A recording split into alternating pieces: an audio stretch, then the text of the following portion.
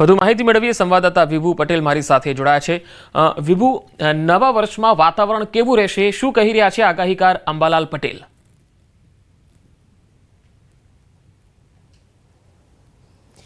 પંકજ, અત્યારે અમારી સાથે છે હવામાન નિષ્ણાંત અંબાલાલ પટેલ અને તેઓને પૂછીશું, કારણ કે આખું વર્ષ છે વાતાવરણમાં વારંવાર પલટો જોવા મળી રહ્યો છે। ખાસ કરીને ચોમાસા જેવો માહોલ ઉનાળામાં પણ જોવા મળી રહ્યો છે, હવે શિયાળામાં પણ જોવા મળશે અને ચોમાસામાં તો ખૂબ સારો વરસાદ છે તે થયો છે। કાકા, નવા વર્ષની શરૂઆત અને નવા વર્ષની શરૂઆતમાં હવે વાતાવરણ કેવું રહેશે? પ્રથમ તો નવા વર્ષની શરૂઆતમાં સૌને શુભેચ્છા નવા વર્ષની, પણ નવા વર્ષની શરૂઆતમાં પણ હજુ વાદળવાયુ આવવાની શક્યતા રહેશે। દિવાળી બાદ બેસતા વર્ષની શરૂઆતમાં પણ વાદળવાયુ આવવાની શક્યતા રહેશે અને લગભગ બંગાળના ઉપસાગરનો ભેજ અને અરબ સાગરના ભેજના કારણે હમણાં લગભગ બેસતા વર્ષની શરૂઆત સુધીમાં પણ દક્ષિણ ગુજરાતના ભાગોમાં અને મધ્ય ગુજરાતના ભાગોમાં ક્યાંક વરસાદ થવાની શક્યતા રહેશે। ખાસ કરીને દક્ષિણ ગુજરાતના ભાગોમાં વરસાદ થવાની શક્યતા રહેશે અને ગુજરાતના લગભગ બહુધા ભાગોમાં વાદળવાયુ આવવાની શક્યતા રહેશે। પણ ઉલ્લેખનીય છે કે બંગાળ ઉપસાગરની સિસ્ટમ 23-24 સક્રિય થઈને લગભગ માસના અંત સુધીમાં ત્યાંની અસર દક્ષિણ ભારતમાં થઈને અરબ સાગરમાં આવશે અને અરબ સાગરમાં જે હલચલ છે તે હલચલના કારણે લગભગ આ માસના અંત સુધીમાં એક ભારે સિસ્ટમ બનશે અને એક ચક્રવાતમાં તબદીલ થવાની શક્યતા રહેશે। જો કે આ ચક્રવાત અતિ ભારે હોવાની શક્યતા નથી, પણ આ ચક્રવાતના અસરના લીધે ગુજરાતમાં વરસાદ થવાની શક્યતા રહેશે। લગભગ પશ્ચિમ સૌરાષ્ટ્રના ભાગો અને પશ્ચિમ ઉત્તર સૌરાષ્ટ્રના ભાગોમાં વરસાદ થવાની શક્યતા રહેશે।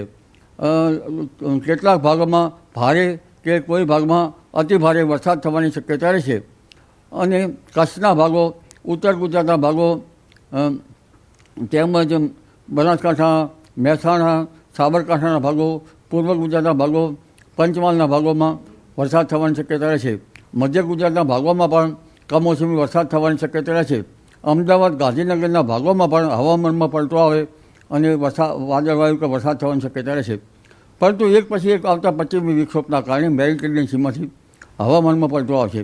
એક બંગાળ ઉપસાગરની સિસ્ટમ, અરબી સમુદ્રની સિસ્ટમ અને ત્રીજો લગભગ આ માસના અંતમાં એક મજબૂત વેસ્ટર્ન ડિસ્ટર્બન્સ આવશે, જેના ઇન્ટરેક્શનના કારણે દેશ સહિત લગભગ ગુજરાતના ભાગોમાં વરસાદ થવાની શક્યતા રહેશે અને આ માસના અંતમાં અને નવેમ્બર તારીખ 4-5 સુધીમાં ભર શિયાળે જાણે ચોમાસું આવ્યું હોય તેવો માહોલ સર્જાવાની શક્યતા રહેશે। ત્યારબાદ તારીખ 18-11 બાદ પણ બંગાળ ઉપસાગરમાં એક પછી એક સિસ્ટમ બનતી જશે અને પેસિફિક મહાસાગરના ટ્રોપિકલ સ્ટોર્મ અને દક્ષિણ ચીન બાજુમાંથી આવતા અવશેષોના કારણે બંગાળ ઉપસાગર એક પછી એક સક્રિય રહેશે। હમણાં સી ટેમ્પરેચર પણ સાનુકૂળ છે અરબ સાગરનું, બંગાળ ઉપસાગરનું, જેના કારણે આ સિસ્ટમો બની રહેશે। પરંતુ આ વખતે લા નીનોની અસરની કંઈક સંકેતો પ્રાપ્ત થયા છે, ત્યારે શિયાળામાં ઠંડી પડવાની પણ શક્યતા રહેશે।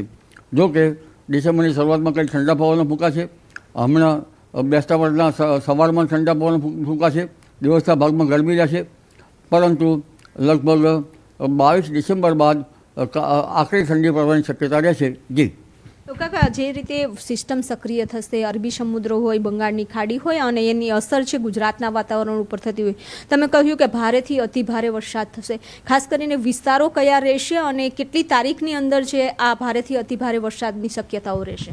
આ માસના અંત અને 5મી નવેમ્બર સુધીમાં લગભગ ઉત્તર સૌરાષ્ટ્રના કેટલાક ભાગો, ખાસ કરીને સૌરાષ્ટ્રના બધા ભાગોમાં ભારે વરસાદ નહીં થાય, પણ સૌરાષ્ટ્રના ઘણા ભાગોમાં વરસાદ થવાની શક્યતા છે। ઉત્તર સૌરાષ્ટ્રના થોડાક ભાગોમાં ભારે વરસાદ થવાની શક્યતા રહેશે। કચ્છના ભાગોમાં કેટલાક ભાગોમાં પણ થોડોક વધુ વરસાદ થવાની શક્યતા રહેશે અને લગભગ મધ્ય ગુજરાતના ભાગોમાં પણ ક્યાંક વધુ વરસાદ થવાની શક્યતા રહેશે। એટલે આ વરસાદની અસર લગભગ ગુજરાતના મોટા ભાગોમાં થવાની શક્યતા રહેશે, પરંતુ ખાસ કરીને પશ્ચિમ સૌરાષ્ટ્રના ભાગમાં વિશેષ વરસાદ થવાની શક્યતા રહેશે। જી જે અરબી સમુદ્રમાં સિસ્ટમ બનશે, બંગાળના ઉપસાગર તો હંમેશા માટે સક્રિય જ હતો, છેલ્લા 5 વર્ષમાં જોઈએ તો અરબી સમુદ્ર પણ બહુ વધારે સક્રિય થઈ ગયો અને વારંવાર આ સિસ્ટમો બની રહી છે। તો અરબી સમુદ્ર અને બંગાળની ખાડીમાં જે સિસ્ટમ બને છે કેટલી મજબૂત બનશે અને તેની અસર શું રહેશે? બંગાળ ઉપસાગરની સિસ્ટમો વધારે મજબૂત બનશે અને હમણાં તો લગભગ 100 કિલોમીટર પર અવરના ઉપરના પવનો ફૂંકાશે.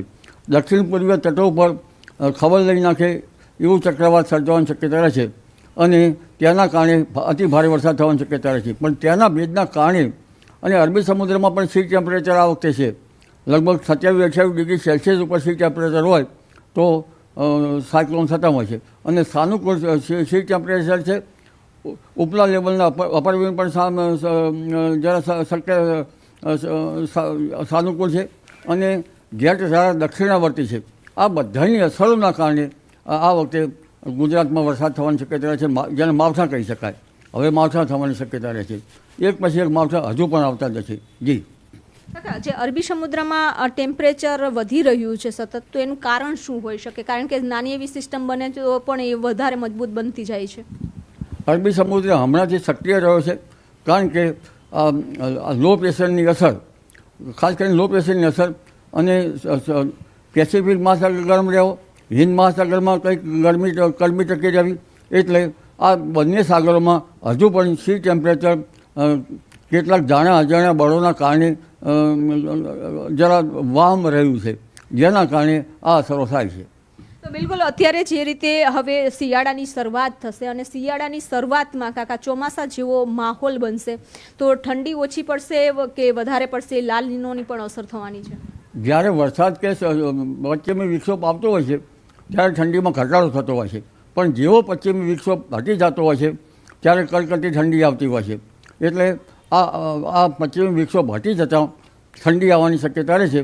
લગભગ નવેમ્બરના 7-8 નવેમ્બર બાદ, પણ તે પછી પણ સિસ્ટમ બનતી રહેશે. પણ ખાસ ઠંડી તો 22 ડિસેમ્બર બાદ આવવાની શક્યતા રહે છે અને ઉત્તરાયણ બાદ આવવાની શક્યતા રહે છે, જે હાર્ડ કંપાયેલી ઠંડી હશે. જી આ ઠંડીની શરૂઆત છે હવે ક્યારથી શરૂ થશે? કારણ કે અત્યારે તો જે રીતે પ્રદૂષણ વધી રહ્યું છે તેના કારણે બી ગરમીનો અહેસાસ થાય છે અને બેવડી ઋતુનો અહેસાસ થઈ રહ્યો છે.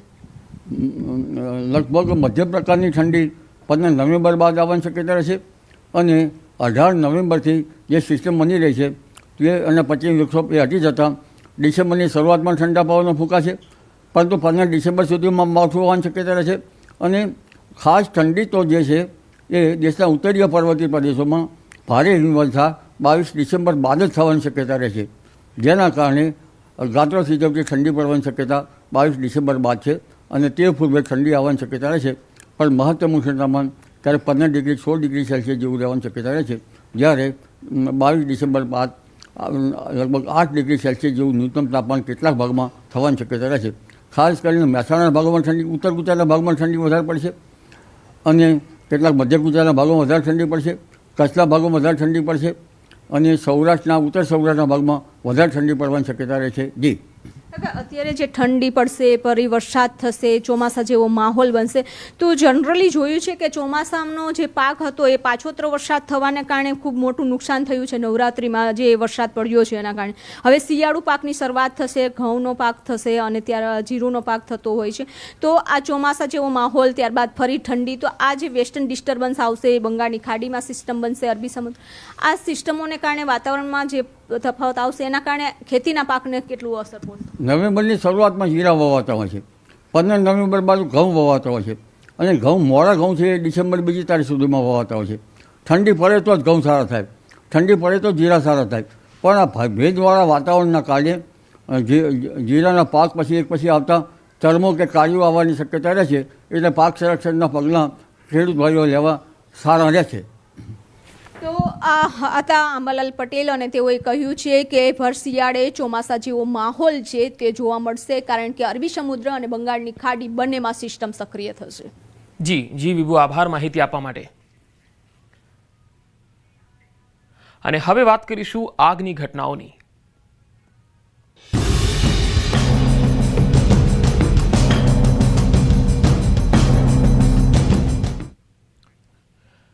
મહેસાણામાં દિવાળીની રાત્રિએ બન્યા આગના બનાવો. મહેસાણા શહેરમાં 3 સ્થળે આગ લાગી. ફટાકડાને કારણે વેરાણ કચરાના સ્થળે આગ લાગી ગઈ. રાધનપુર રોડ, સોમનાથ રોડ અને કસ્બામાં આગ લાગી. અવાવરૂ અને કચરાના ઢગલાઓમાં આગ લાગી ગઈ. તસવીરોમાં તમે જોઈ શકો છો, 3 અલગ અલગ સ્થળો પર આગ લાગતા મનપાએ આગ બુઝાવવા માટે ફાયર બ્રિગેડની ટીમને દોડતી કરી હતી અને અહીંયા પાણીનો મારો ચલાવવામાં આવ્યો હતો અને ભારે જહેમત બાદ આગ કાબૂમાં આવી શકી હતી. તો દિવાળીના દિવસે આગના બનાવો પણ ખૂબ વધ્યા, કારણ કે જે આતશબાજી થતી હોય છે, ફટાકડા ફોડતા હોય છે, ત્યારે ક્યાંક આવા ફટાકડા, ક્યાંક આવા જે ટેટા હોય છે, કાં તો રોકેટ હોય છે, એ પ્રકારના જે ઝૂંપડાવાસીઓમાં જતા હોય છે, ત્યારે તે આખા વિસ્તારને બાનમાં લઈ લેતો હોય છે.